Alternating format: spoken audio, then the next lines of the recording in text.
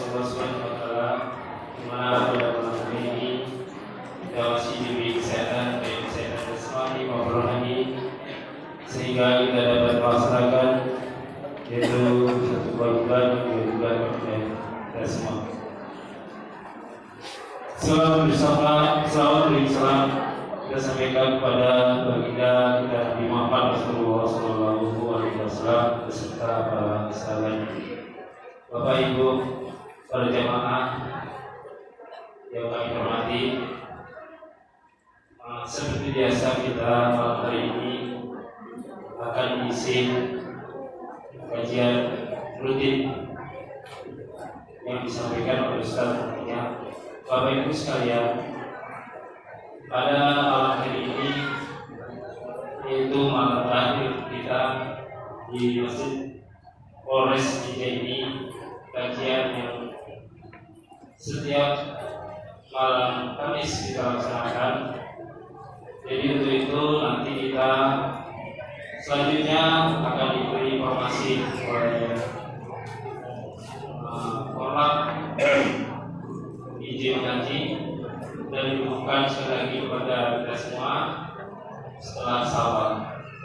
Jadi Bapak Ibu sekalian, kiranya pada malam hari ini kita hadir dan kita akan memasuki bulan puasa bulan Ramadan. Jadi untuk itu Bapak Ibu agar kita maklumi dan marilah kita dengarkan kajian seperti biasa yang disampaikan oleh Ustaz. Dan Ustaz kami persilakan dengan segala hormat.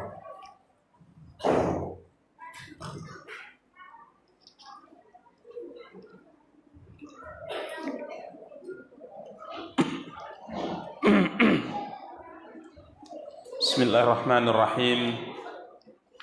Assalamualaikum warahmatullahi wabarakatuh. Innal hamdalillah nahmaduhu wa nasta'inuhu wa nastaghfiruh wa na'udzu billahi min shururi anfusina wa min sayyiati a'malina. May yahdihillahu fala mudilla lahu wa may yudlil fala hadiya lahu.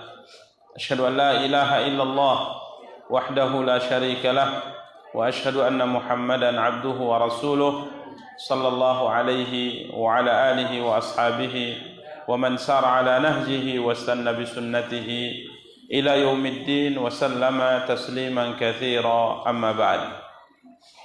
Ikhwan dan akhwat, kaum muslimin, kaum muslimat yang dimuliakan dan dirahmati oleh Allah Subhanahu wa taala. Alhamdulillah, segala puji bagi Allah Subhanahu wa taala atas segala nikmat yang telah dikaruniakan oleh Allah Subhanahu wa taala untuk kita. Salawat beserta salam semoga dilimpahkan oleh Allah Subhanahu wa taala untuk junjungan dan panutan kita Nabi Allah yang mulia Muhammad sallallahu alaihi wasallam. Ikhwani wa akhwati kaum muslimin, kaum muslimat yang dimuliakan dan dirahmati oleh Allah Subhanahu wa taala. Pada kesempatan yang berbahagia kali ini kita akan kembali melanjutkan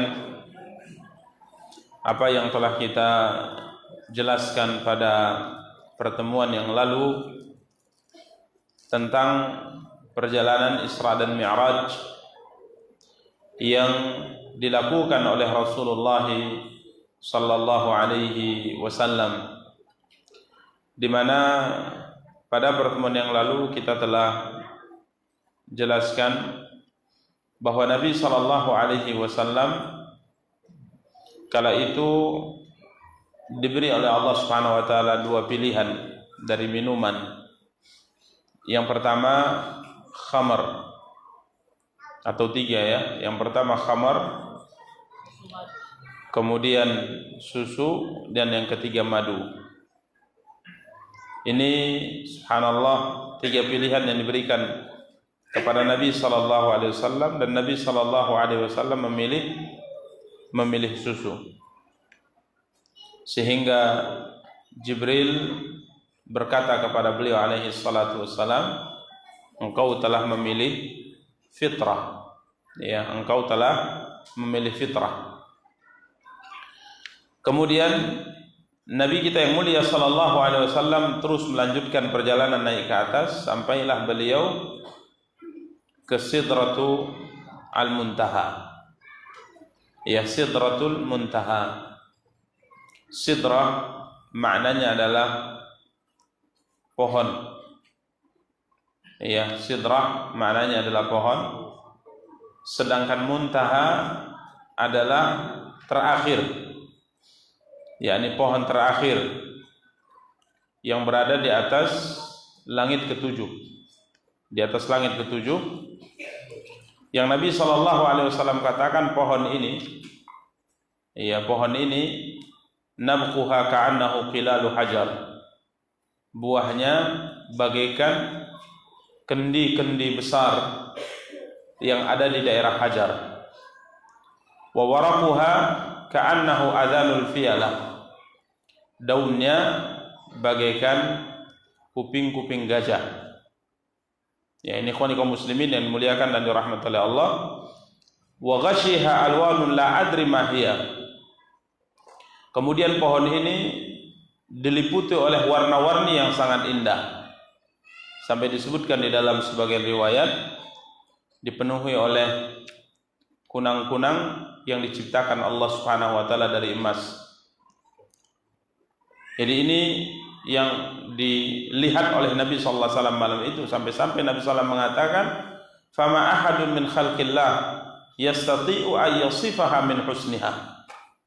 Tidak ada seorang pun dari hamba Allah yang mampu menyebutkan tentang keindahan daripada Sidratul Muntaha. Ini ikhwani kaum muslimin yang dimuliakan dan dirahmati oleh Allah. Kemudian Jibril berkata kepada Nabi sallallahu alaihi wasallam, "Ya Muhammad, hadhihi Sidratul Muntaha." Ya Muhammad, ini adalah Sidratul Muntaha, pohon yang berada di atas langit. Ya, kenapa disebut muntaha? Para ulama mengatakan karena tidak ada makhluk yang di bawah, yaitu dari malaikat, itu tatkala naik maka mereka tidak bisa melewati pohon ini. Begitu juga perintah Allah Subhanahu wa taala tatkala turun maka diawali dari tempat ini. Maka dia disebut dengan Sidratul Muntaha. Yang hakikatnya dia pohon. Yang disebutkan sidr yaitu pohon sidr, pohon bidana. Namun tentunya namanya saja yang sama, cuman kaifiyat dan hakikatnya itu berbeda. Ini ikhwani kaum muslimin wa akhwati kaum muslimat yang dimuliakan dan dirahmati oleh Allah Subhanahu wa taala. Kemudian Nabi SAW melihat di pohon ini, ya, di bawah pohon ini ada 4 sungai. Ya, ada 4 sungai. Nabi SAW katakan nahrani batinan wa nahrani zahiran. Nabi melihat ada 2 sungai yang batin, yang tidak terlihat, ada di pohon ini, di bawah pohon ini, dan ada sungai yang terlihat. Maka Nabi SAW mengatakan, apa ini wahai Jibril? Maka Jibril menjawab, adapun yang berada di dalam itu sungai yang ada di surga. Ya, sungai yang ada di surga. Adapun yang terlihat ini ya Muhammad, maka ini sungai Nil dan sungai Efrat. Ya, sungai Nil dan sungai Efrat. Ini ikhwani kaum muslimin yang dimuliakan dan dirahmati oleh Allah. Disitulah kemudian Nabi SAW melihat rupa Jibril dalam bentuk aslinya. Ya, di mana Nabi SAW mengatakan Jibril alaihi salatu wassalam memakai pakaian yang terbuat dari sutra berwarna hijau dan dia memiliki 600 sayap. Ya, setiap satu sayap itu menutupi ufuk lebar dan besarnya.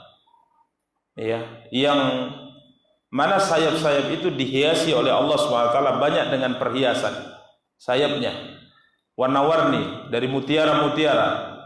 Ini sayap siapa? Jibril alaihi assalatu wassalam. Ini luar biasa ya, dari makhluk atau ciptaan Allah, malaikat yang mulia ini Jibril alaihi assalatu wassalam. Dan ini adalah satu dari 2 kali, 2 keadaan atau 2 waktu Nabi SAW melihat siapa? Jibril dalam rupa aslinya.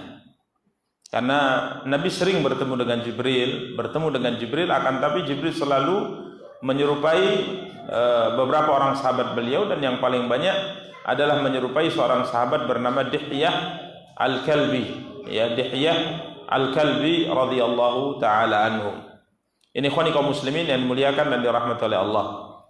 Kemudian kala itu Nabi SAW melihat Jibril sekali lagi, kiranya Jibril bagaikan satu tikar yang sudah basah, ya, seperti ketakutan, ya, penuh dengan ketundukan karena takutnya kepada Allah Subhanahu wa taala. Makhluk yang besar itu, makhluk yang kuat itu, subhanallah, takut kepada Allah Subhanahu wa taala, sehingga Nabi SAW gambarkan bagaikan tikar yang basah atau karpet yang basah.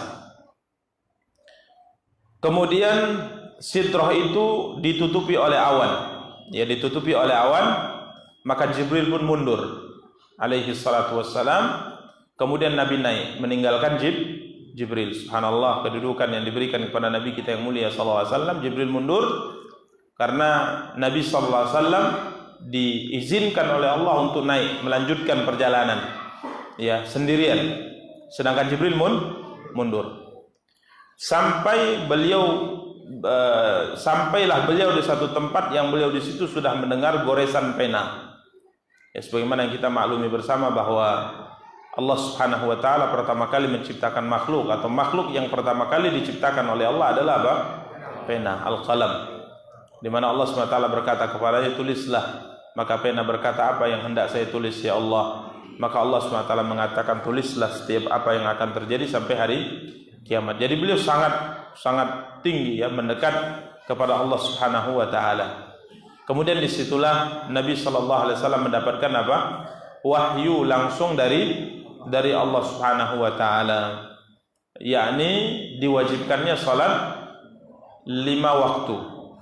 Yang disebutkan secara singkat dan kita semua tahu, ya, bahwa awalnya yang diwajibkan adalah 50 kali salat sehari semalam. Itu yang diwajibkan oleh Allah SWT kepada Nabi atas umatnya. Maka Nabi SAW menerima kewajiban itu 5 kali salat sehari semalam. Kemudian Nabi SAW turun, disebutkan beliau turun dan bertemu dengan Nabi Musa alaihi salatu wassalam. Berarti di langit berapa? Di langit ke-6 bertemu dengan Nabi Musa, ya, beliau turun bertemu dengan Nabi Musa. Tatkala naik kemarin kita jelaskan dengan Nabi Musa alaihi salatu wassalam di langit yang ke-6. Maka subhanallah, Nabi Musa mengatakan, apa yang telah diperintahkan oleh Rabbmu? Maka Nabi SAW mengatakan, Allah telah mewajibkan aku dan umatku untuk melaksanakan 50 salat sehari semalam. Maka Nabi Musa mengatakan apa? Kembali, minta keringanan, karena umatmu tidak akan sanggup itu, karena aku telah mencoba. Dan umat Nabi Musa lebih kuat daripada umat Muhammad dari sisi fisik, dari sisi kemauan. Akan tapi Bani Israel nggak mampu, maka umatmu juga tidak akan mampu 50 kali salat sehari semalam itu. Maka Nabi kembali lagi kepada Allah, dikurangi berapa? 5 menjadi 45. Kemudian turun lagi, bertemu lagi dengan Nabi Musa. Berapa? 45 ya Musa. Nabi Musa mengatakan, balik lagi kepada Rabbmu, minta keringanan, karena nggak akan sanggup umatmu mengerjakan salat 45 salat sehari semalam. Maka Nabi kembali lagi kepada Allah, naik lagi, kemudian minta keringanan. Akhirnya diringankan berapa? Menjadi 40, ya, menjadi 40. Terus, ya, terus diringankan. Setiap kali melewati Nabi Musa selalu mengatakan apa? Balik lagi, minta keringanan karena umatmu tidak akan mampu. Sampai akhirnya Allah Subhanahu wa taala meringankan menjadi 5 salat sehari semalam. Tatkala turun sudah mendapat keringanan, subhanallah, dari 50 menjadi apa? 5. Tatkala turun bertemu dengan Nabi Musa alaihi salatu wassalam, Nabi Musa tetap mengatakan, balik lagi kepada Tuhanmu, minta keringanan, karena umatmu nggak akan sanggup 5 salat sehari semalam itu. Ini berarti pengalaman Nabi Musa luar biasa. Dan memang berat bagi sebagian kaum muslimin. Padahal hakikatnya berat tidak? Tidak berat dia. Tapi Nabi Musa berpengalaman bagaimana jiwa manusia ini berat untuk diminta melakukan ketaatan kepada Allah. Padahal 5 salat itu sangat ringan dibandingkan dengan 24 jam yang Allah berikan kepada kita. 24 jam Allah berikan waktu sehari semalam untuk kita, yang diminta Allah hanya berapa? lima waktu. Itu pun kalau kita kerjakan hanya berapa itu? 1 jam mungkin. Enggak sampai 1 jam. Taruhlah 1 jam lah Pak. Khusyuk kali lah itu sudah. Banyak doa dan permintaan yang kita ajukan kepada Allah. Bacanya pun dengan menangis dan sebagainya. Lama lah sholatnya. 1 jam lah kita katakan. Berarti ada sisa berapa? 23 jam. Jadi Allah hanya minta 1 jam saja. Sehari semalam. Nabi Musa tak mengatakan berat itu, kata Nabi Musa. Minta keringanan. Berarti Nabi Musa mungkin ingin umat kita ini diberi kewajiban sholat hanya 5 menit sehari semalam mungkin ya. Jadi subhanallah. Tapi Nabi SAW mengatakan apa? Kepada Nabi Musa alaihissalam. Kali ini Nabi SAW menolak. Beliau tidak mengikuti saran Nabi Musa. Beliau mengatakan, laqad raja'tu ila rabbi hatta istahyaitu min. Udah berulang-ulang aku kembali kepada Rabbku minta keringanan sampai aku malu wahai Musa. Dari 50 sampai 5. Jadi kalau sudah 5 ini aku balik lagi malu aku. Maka Rasulullah SAW mengatakan, tatkala aku melewati Musa, aku tidak ikuti keinginan dia 5 untuk diringankan. Maka falamma jawaztu nadani munadin. Tatkala aku melewati Nabi Musa, meninggalkan Nabi Musa untuk turun, maka ada seruan yang menyeru, amdaitu faridati wa khaffaftu an ibadi. Kewajiban telah aku tetapkan untuk hambaku dan aku telah memberikan keringanan kepada hamba-hambaku. 50 salat kata Allah. 5 salat kata Allah, tapi pahalanya sama seperti 50 salat. Subhanallah. Ini salat 5 waktu ya, ini salat 5 waktu. Dan ini menunjukkan ikhwan, perjalanan Isra dan Mi'raj ini menunjukkan bahwa kita di mana? Di atas. Kalau tidak, ngapain pula Nabi SAW naik ke atas? Hah? Ini fitrah, tidak bisa ditolak oleh siapapun. Nabi Mi'raj naik ke atas, bertemu dengan siapa? Dengan Allah Subhanahu wa taala. Maka dalam pembahasan sebahagian menentang di mana Allah Subhanahu wa taala, ada seorang ulama bernama Imamul Juwaini yang kala itu beliau berpendapat Allah itu tidak di dalam alam, Allah tidak di luar alam, Allah tidak di atas, Allah tidak di kanan, Allah tidak di kiri. Jadi dia ingin menjelaskan Allah itu tak bertempat dan tak berarah. Maka ada seorang bertanya kepada imam ini, ya imam, tinggalkanlah semua dalil dulu. Karena dalil itu bisa juga nanti dijawab itu dan ini, kan gitu masalah dalil. Tapi cobalah hilangkan dari hati saya, karena setiap kalau saya ingin meminta kepada Allah Subhanahu wa taala, hati saya itu mengarah ke atas. Ini cara menghilangkannya gimana?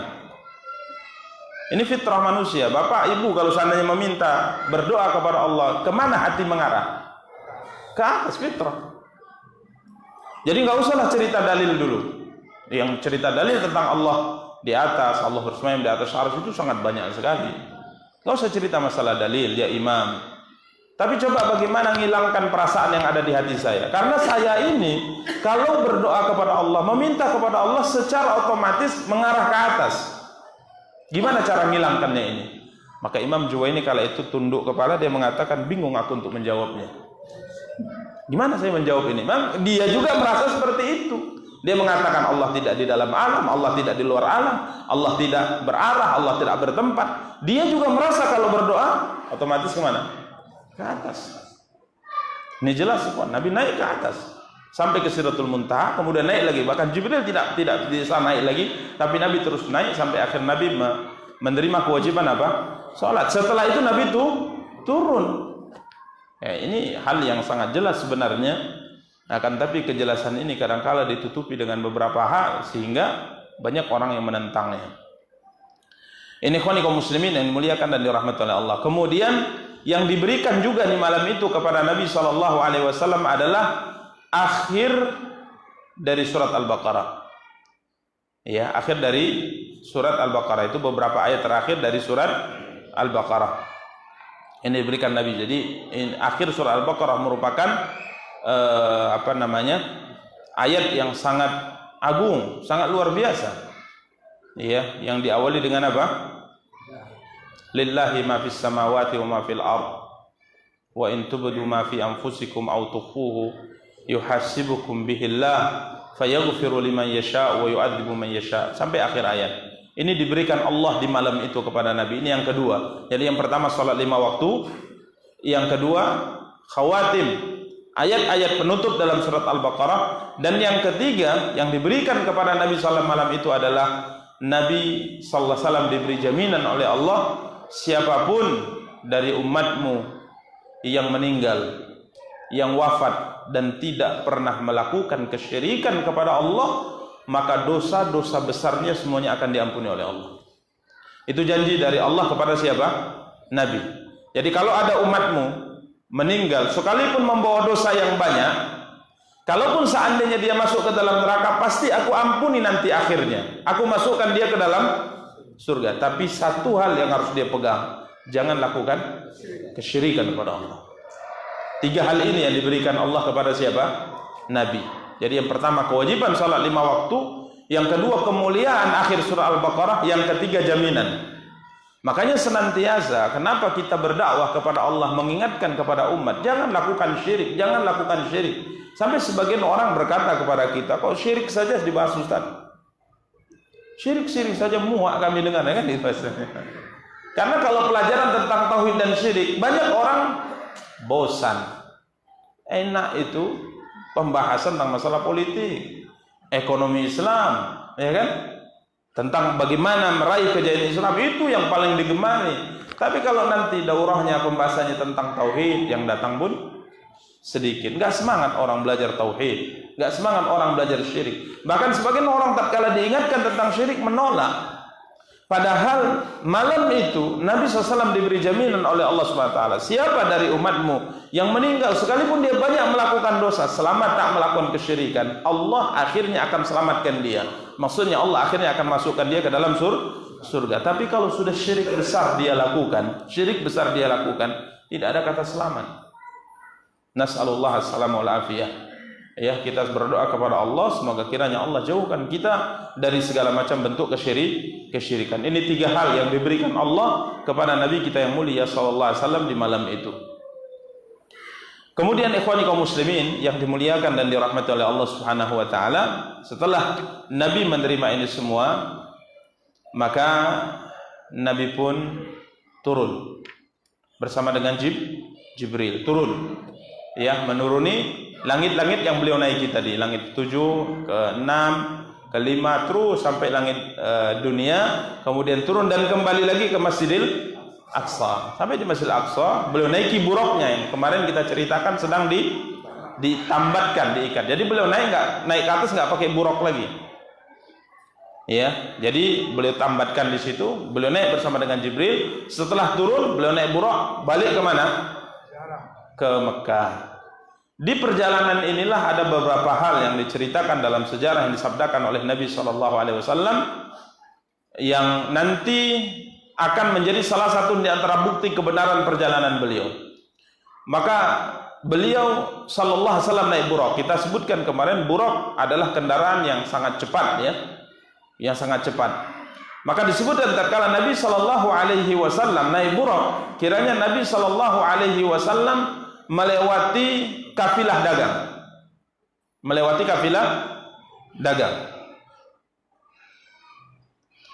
Kemudian tatkala mereka sedang istirahat waktu itu, mereka sedang istirahat atau sedang berjalan, tatkala seekor unta mereka merasakan gerakan cepat yang lewat di sisinya, ngerasa dia ada sesuatu yang kencang lewat, maka unta ini pun meronta dan lari karena takut, ya, karena gerakannya sangat cepat. Maka unta ini takut, kemudian dia lari. Akhirnya orang-orang di kafilah dagang itu pun mengejar-ngejarnya sampai hilang, karena ini malam hari ya, hilang unta mereka. Dan tatkala Nabi melihat keadaan seperti itu, Nabi kasihan ya. Akhirnya Nabi SAW berteriak kepada mereka, unta kalian di sini, kata Nabi. Tapi mereka nggak tahu ini ngomong siapa ya, cuma suara yang terdengar kan gitu kan malam hari. Akhirnya mereka dekati tempat itu, benar unta itu sedang di situ. Ini ikhwani kaum muslimin yang dimuliakan dan dirahmati oleh Allah. Kemudian Nabi melewati juga kafilah dagang yang sedang istirahat, sedang tidur mereka karena malam ya, sedang tidur. walahum ina'un fihi ma wa qad ghattu alaihi bisyai. Subhanallah, Nabi melewati, Nabi berhenti sebentar. Semua orang-orang yang ada di kafilah itu sedang tertidur pulas. Kemudian Nabi SAW dapati ada bejana, di dalamnya ada air yang telah ditutup oleh mereka dengan sesuatu. Mereka tutup ya, dalamnya ada air, mereka tutup. Mereka semua sedang tidur ini. Maka aku pun berhenti sesaat. Aku berhenti sesaat. Aku buka bejana tadi dan aku minum apa? Airnya. Aku minum airnya. Wa syaribtu ma fihi, aku minum airnya sampai habis. Summa ghattaitu alaihi kama kan. Kemudian aku tutup lagi. Aku tutup lagi. Ikhwani kaum muslimin yang dimuliakan dan dirahmati oleh Allah, sebagian orang mengatakan, wah Nabi ini nyuri ini ya, nggak izin beliau minum, ya.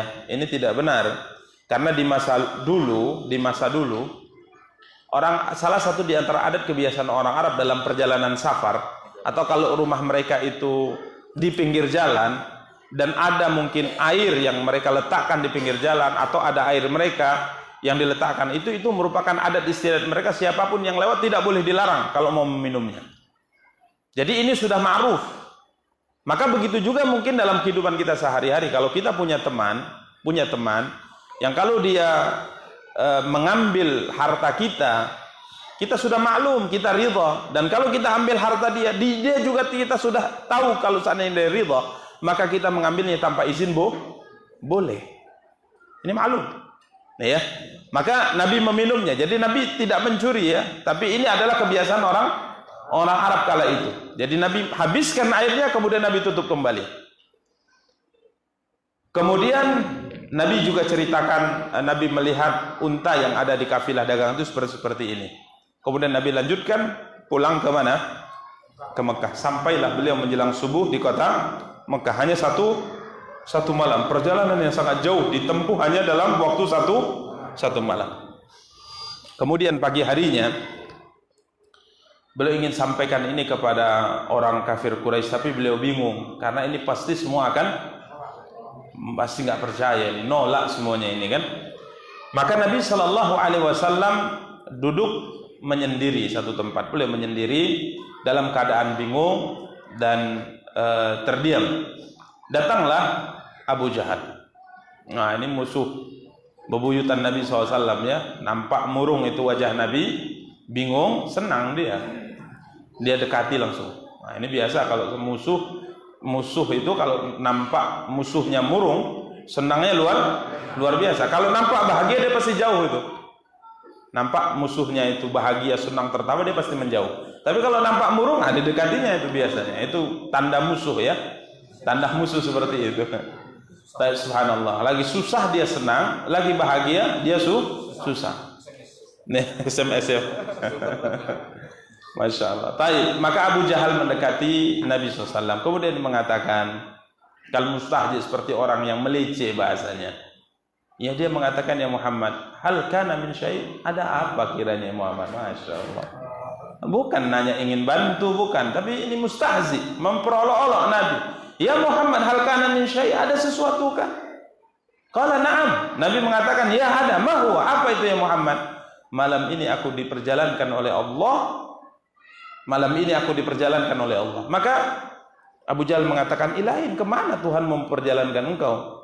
Ila Baitul Maqdis, ke Baitul Maqdis di Palestina. Hanya itu yang diceritakan Nabi. Nabi tidak lanjutkan naik ke atas langit, karena ini lebih pasti dia akan mendustakan, lebih akan mendustakan. Ya, lebih mendustakan lagi. Karena kalau ke Baitul Maqdis nggak percaya, apalagi naik ke atas langit. Kemudian Abu Jahal heran. Dia mengatakan, kemudian malam tadi Anda berjalan sampai Baitul Maqdis, paginya sudah di sini di kalangan kami. Nabi mengatakan, iya. Terkejut Abu Jahal. Abu Jahal mengatakan, kalau seandainya aku panggil orang-orang menemuimu ya Muhammad, apakah engkau akan menceritakan sama seperti yang kau ceritakan kepadaku ini? Iya, kata Nabi, aku akan sampaikan sebagaimana aku akan sampaikan kepada engkau. Maka Abu Jahal memanggil semua orang-orang Quraisy. Ya Bani Ka'ab bin Lu'ay, wah semua orang Quraisy kumpul di sini semua. Kumpul, banyak orang datang. Ya, akhirnya mengelilingi Nabi SAW. Kemudian Rasulullah SAW bersabda, kepada para sahabat, innahu usriya bi al-lailah. Nabi SAW mengatakan, wahai sekalian kaum, malam ini aku telah diperjalankan oleh Allah ke Baitul Maqdis. Maka semua orang kala itu ada yang bertepuk tangan karena menghina, ada yang pegang kepala. Ya, waduh, ini apalah pula ini Muhammad ini kan gitu kan? Karena perjalanan, subhanallah, perjalanan ke Baitul Maqdis 1 bulan itu ditempuh oleh mereka masa itu. Ini mustahil, tepuk tangan, oh hebat kata orang kan. Tapi menghina bukan beriman. Ada yang pegang kepala, waduh, ini mah cerita apa ini Muhammad ini? Bahasa kita mungkin ngelindur nih orang ini.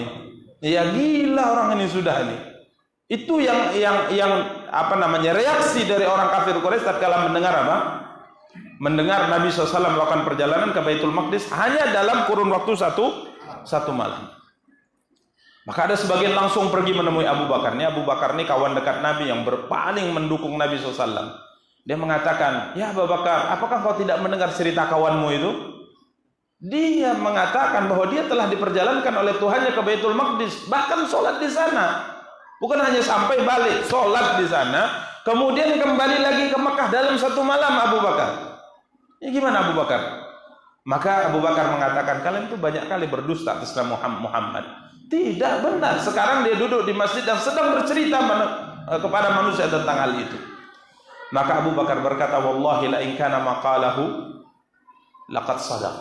Demi Allah, kata Abu Bakar, jika seandainya yang kau ceritakan ini benar yang disampaikan oleh Muhammad, maka sungguh Muhammad benar dalam ceritanya. Enggak ada keraguan bagiku. Karena apa? Karena aku sudah mempercayai sesuatu yang lebih mustahil. Sesuatu yang lebih mustahil dari ini, sesuatu yang menurut akal manusia tidak bisa diterima itu sebenarnya, yakni turun wahyu kepada beliau setiap pagi dan petang. Itu lebih aneh lagi sebenarnya. Kalau cuma berjalan sampai Baitul Maqdis, ini tidak terlalu aneh. Jadi kalau benar itu dikatakan Muhammad, maka aku percaya. Kemudian beliau datang kepada Nabi SAW dan bertanya kepada Nabi, apakah benar Allah memperjalankan kau ya Rasulullah ke Baitul Maqdis? Maka Nabi mengatakan benar. Maka Abu Bakar mengatakan, sadaqta, engkau benar, aku percaya. Maka dari semenjak itu beliau diberi gelar As-Siddiq, orang yang benar-benar mempercayai kebenaran radhiyallahu taala anhu. Akhirnya hebohlah Mekah kala itu. Kumpul mereka di sisi Nabi sallallahu alaihi wasallam. Kemudian mereka mengatakan, kalau benar, cobalah ceritakan tentang Baitul Maqdis itu. Berapa tiang di situ? Tiangnya gimana kita ini hitung tiangnya pun nggak pernah kita hitung. Berapa tiang masjid ini kan nggak tahu. Tapi subhanallah, Mut'im bin Adi mengatakan, ini kita ujilah pengetahuan karena aku dari orang Mekah ini paling tahu tentang Baitul Maqdis. Bagaimana bangunannya? Bagaimana bentuknya? Ya Muhammad, kalau benar engkau pernah datang ke mana? Ke Baitul Maqdis. Kemudian Nabi SAW pun tertekan dengan pertanyaan ini. Karena beliau semalam dan tentunya beliau tidak perhatian tentang hal-hal itu. Tapi subhanallah, Allah SWT tampakkan Baitul Maqdis di hadapan mataku saat itu. Sehingga tatkala mereka bertanya, berapa ininya, bagaimana bentuknya, bagaimana ininya, aku bisa menjawab sepenuhnya. Ya, sehingga Mut'im mengatakan, kalau dari ciri-ciri dan tanda-tandanya itu benar. Kalau dari tanda-tanda dan ciri-cirinya itu benar, udah nggak salah lagi nih.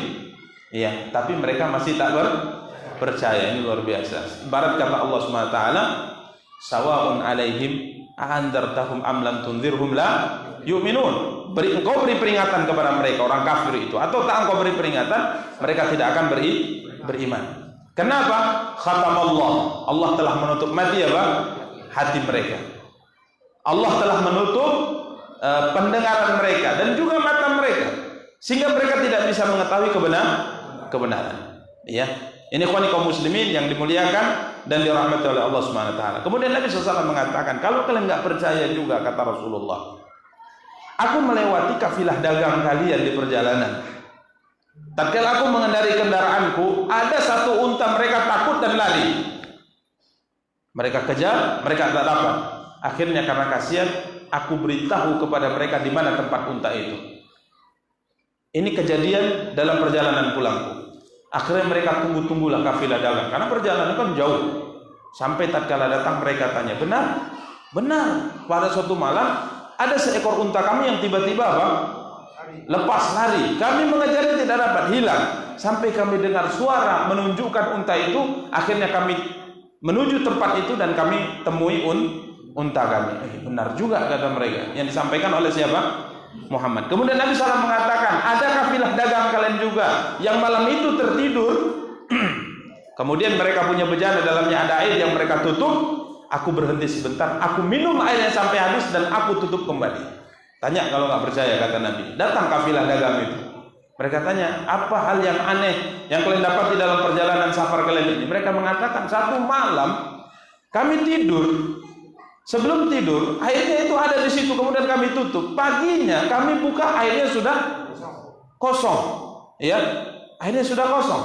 Tapi tutupnya tertutup kembali.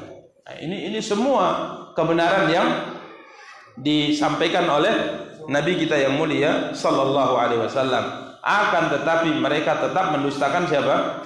Mendustakan Nabi kita yang mulia sallallahu alaihi wasallam. Ini ikhwani kaum muslimin wa akhwati kaum muslimat yang dimuliakan dan dirahmati oleh Allah Subhanahu wa taala, akhir dari kisah secara singkat perjalanan Isra dan Mi'raj yang dilakukan oleh Nabi kita yang mulia sallallahu alaihi wasallam. Perjalanan yang sangat agung, perjalanan untuk memuliakan Nabi sallallahu alaihi wasallam dan juga memberi hiburan kepada Nabi kita yang mulia sallallahu alaihi wasallam.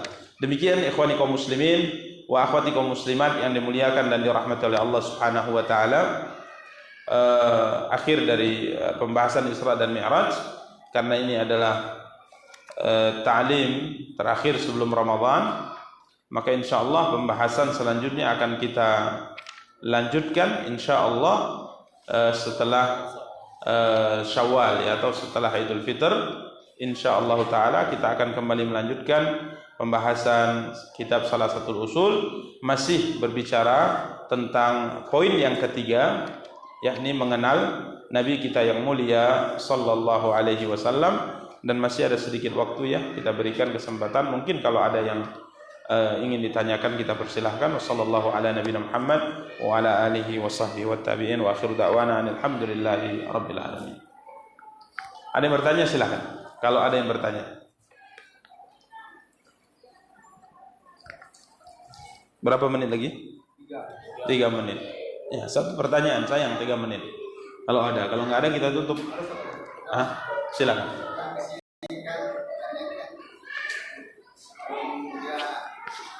Islam kan ada kesyirikan. Jadi di sini tadi kan jangan kesyirikan akan memasukkan ke dalam surga. Gimana? Sebelum dia masuk Islam kan ada kesyirikan. Nah, itu diampuni juga. Baik. Jadi yang dimaksud dengan janji itu ya, ini umat Muhammad SAW atau seorang hamba akan Allah ampuni dosa-dosanya. Ya, dosa-dosa besar yang dilakukan semuanya akan diampuni atau Allah akan masukkan dia ke dalam surga selama dia tidak melakukan apa? Kesyirikan. Maksud selama tidak melakukan kesyirikan adalah dalam catatan amalnya itu tidak ada catatan syirik. Kalau ada catatan kesyirikan pada Allah, maka ini tidak ada kata selamat. Dan kalau seandainya kita pernah melakukan kesyirikan, kemudian kita bertaubat kepada Allah, maka catatan itu akan dihapus oleh Allah. Ya, akan dihapus. Berarti yang dimaksudkan di sini yang meninggal dan pernah melakukan kesyirikan pada Allah dan belum bertaubat. Kalau sudah bertaubat dihapus.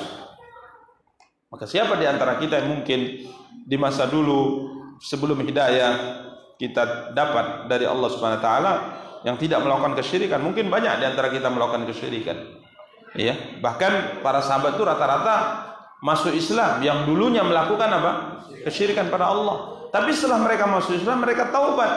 Dengan Islam mereka taubat dari segala macam bentuk kekufuran dan kesyirikan, maka Allah hapus dari catatan amal mereka. Begitu juga kita, kalau dulu pernah melakukan kesyirikan, taubatlah kepada Allah. Ya, taubatlah kepada Allah, maka dosa itu akan dihapus Allah dari catatan amal kita. Tapi kalau seandainya dia meninggal, dia belum bertaubat, dia belum insaf atas syirik yang dia lakukan, maka ini tidak ada ampunan baginya. Nas'alullah as-salamah wal afiyah. Maka Ini yang saya katakan, kita jelaskan kepada umat tentang bahaya syirik agar orang tidak melakukan kesyirikan, dan kalaupun melakukan kesyirikan bisa bertaubat kepada Allah, karena itu jaminan satu-satunya keselamatan seorang muslim. Wallahu ta'ala alam. Demikian, semoga ada faedahnya bagi kita sampaikan. Kita cukupkan dengan membaca doa kafaratul majlis. Subhanakallahumma bihamdika asyhadu an la ilaha illa anta astaghfiruka wa atubu ilaik. Wassalamualaikum warahmatullahi